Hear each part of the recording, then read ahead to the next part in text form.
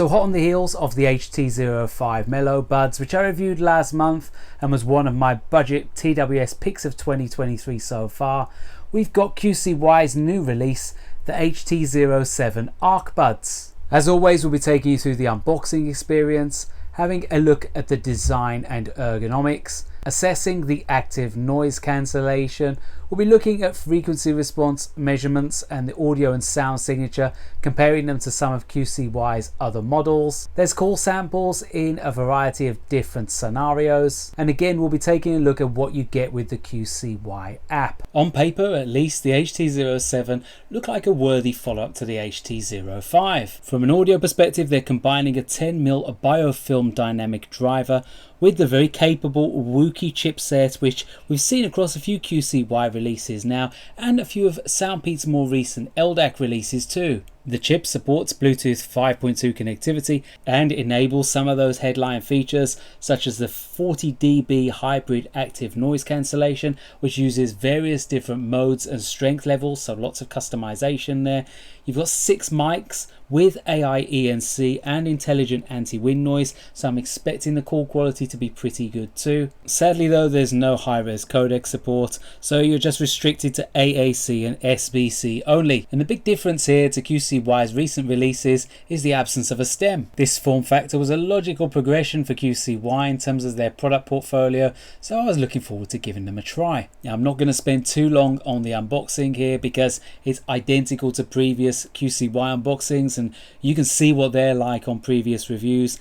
It's a budget earbud. You're really not getting much inside the very flimsy cardboard box. You've got some plastic holding the buds and the case in. You've got an instruction manual which is in English and Chinese only. It's pretty basic, but it gets the job done. And you've also got a Type-C USB charge cable and some spare tips. Now, the charge case is also very basic. It's in a matte black finish with the QCY logo screen printed in gold on the top. The front of the case has a small LED. It flashes white when you plug it in to charge it, and then solid once the case is fully charged, or red if you remove it from charge before it's full. You may also see the case flash red if the battery is low, as I did on a few occasions, although there was no mention of why this might be in the manual, so I could be wrong. Now, the charge case is very basic, very cheap feeling, but it is very portable. It measures in around 6 centimeters wide, 4.5 centimeters high, and a couple of centimeters in depth. There's no wireless charging. To charge it, you have to use the USB-C socket on the back. It takes around 2 hours for a full charge, and there's no quick charge feature here, unfortunately. Operating the case is straightforward enough. Just flip the lid back. The buds rest in the cockpit with the QCY logos facing you. As you can see, there's quite a large area for you to grip onto, but I still found getting them out the case a little bit fiddly. Now, one of my complaints with QCY cases in the past has been the lack of friction on the hinges. They have listened and included a friction hinge this time around, although it is still a little bit flimsy. I certainly wouldn't want to open it on a windy day. Unfortunately, the case doesn't support Hall switch mode, so to get them to connect to your device, you actually have to take them out of the case and put them in your ears. Moving on to the design and the build, and there's nothing fancy here about the shells. You've got quite a large surface area for your touch controls with the QCY logo screen printed on the outside. You've also got an LED on the top. This doesn't flash when you've got any music playing. It disappears as soon as you've connected to a device. You've also got one of the 3 mics on each bud there on the bottom. That's the voice mic. The ambient mics are on the inside. They have a round nozzle with a small diameter. Not only does this mean you'll be able to get third-party tips to fit quite easily, you'll also be able to get the dustproof net, so if you need to remove it because maybe there's a buildup of congealed earwax inside there and the volume has dropped quite low, then you'll be able to save the buds rather than scrapping them, and you'll be able to pick up those nets quite easily on AliExpress. Their shape means that they will insert into your ear canal, but it will be quite shallow. Now, they are bulky, but I wouldn't say that they're Soundpeak's Opera 05 bulky. Whilst they're certainly inoffensive from the side, if you're looking straight on, then you can see that they stick out of your ears a little bit, as you would expect given the batteries and the electronics which are in there. With a stem, you've got much more room to spread those electronics out, but with this design, it's not so easy. But I think QCY have got the balance about right. The design reminds me quite a bit of 2 other budget buds I've reviewed in the past.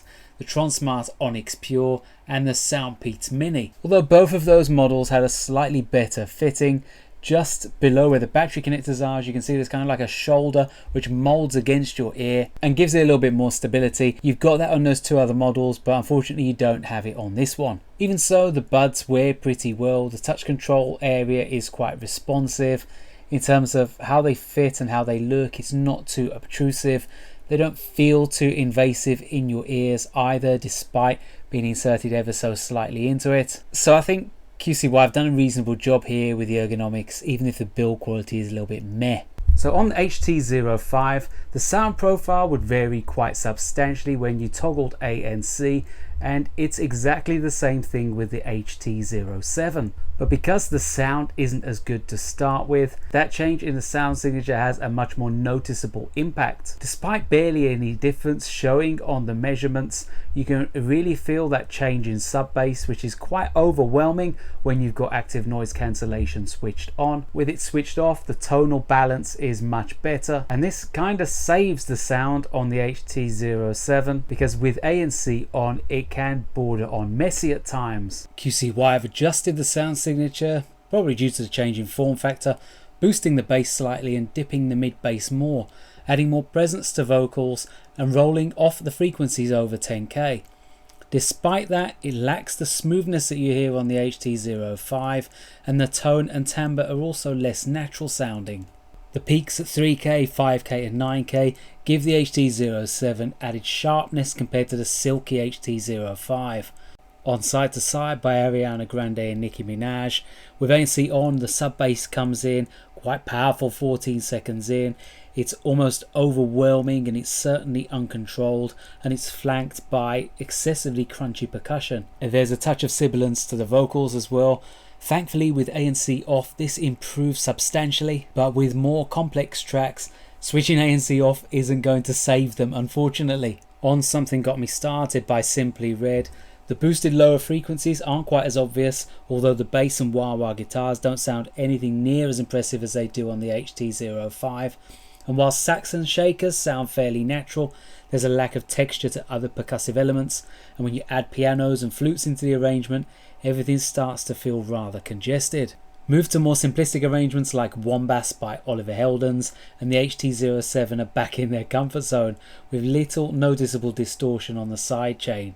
If you like house and techno, you might be safe with the HT07, but with other genres, especially rock and R&B, you may find yourself a little disappointed. Now, in the sound section of the QCY app, thankfully you have got loads of customization options. You've got the ability to remediate any channel imbalance. You've got something like 6 default presets, and you can also add your own custom presets using the 10-band EQ. And it stores your last EQ setting to the bud, so if you disconnect them from your phone and then use them with your PC, it will carry that EQ setting over, which I think is a really nice feature. There isn't a particularly open sound stage, certainly more reined in on the HT07. And the depth is quite shallow as well. It's unfortunate that we have the HT05 to compare it to, but that's the reality. And unfortunately this time around, I feel like QCY have taken a little bit of a step back when it comes to delivering excellent sound at such a low price. They aren't a terrible sounding earbud. You could even argue they're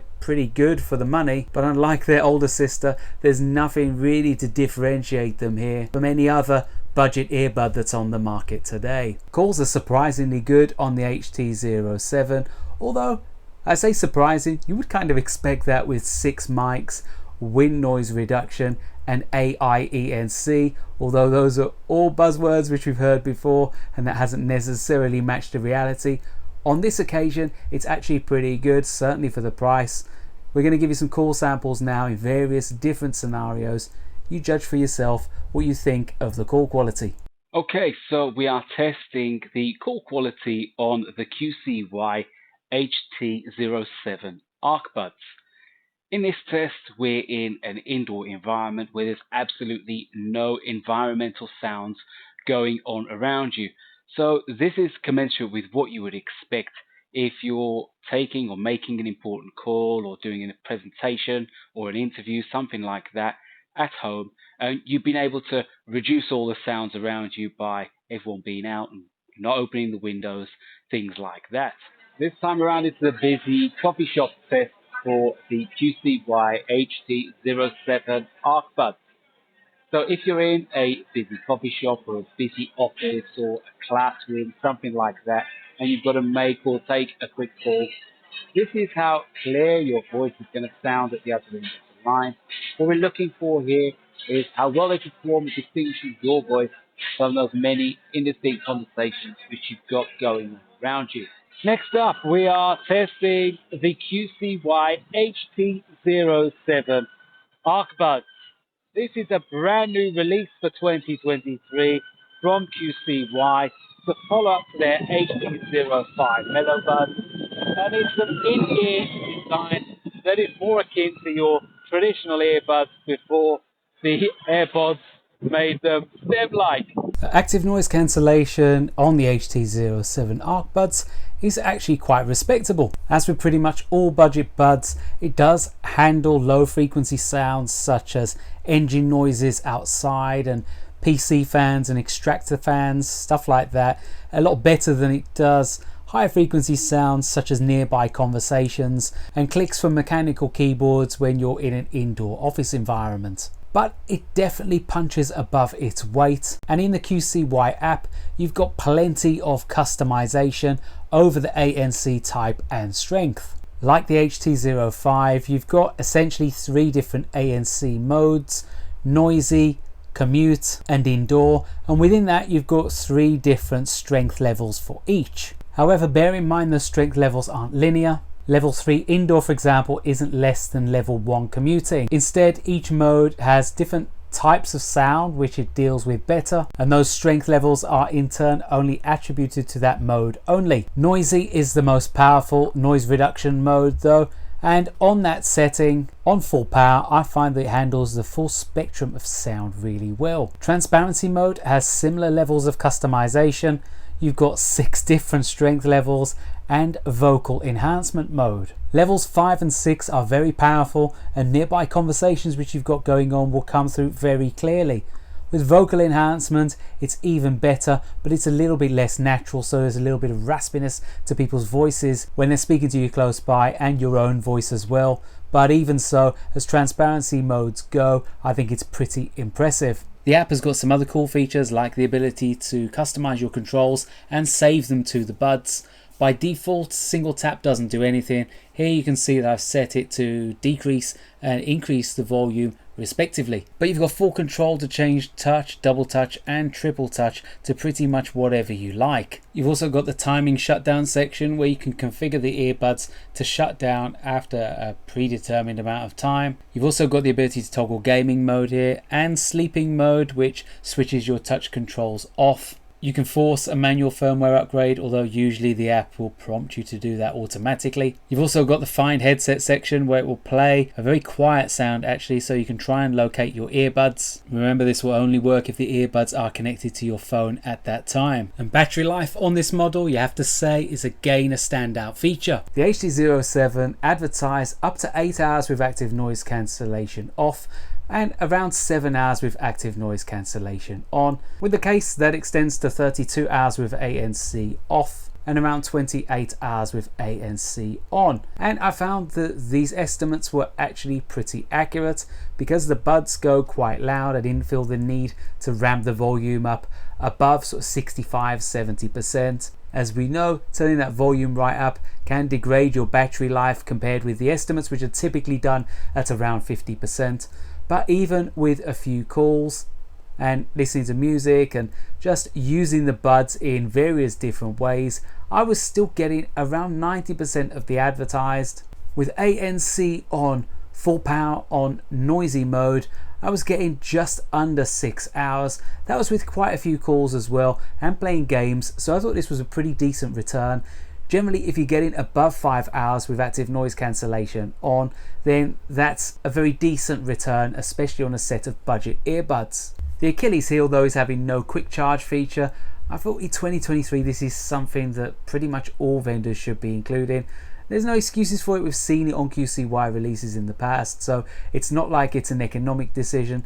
I think it's really the constraints of the chipset and the implementation, but for me it's a feature I can't really do without. So it's a disappointment not to have this, even when you take the price into consideration. So to summarize, the HT07 is a solid release from QCY, if a little bit disappointing after the success of the HT05. The form factor will certainly please traditionalists, and as a result, actually the active noise cancellation is very respectable on this model. As you heard from the call samples, call quality is not bad either. It's the sound which is a little bit disappointment. It's okay out of the box, but it's certainly better with active noise cancellation off.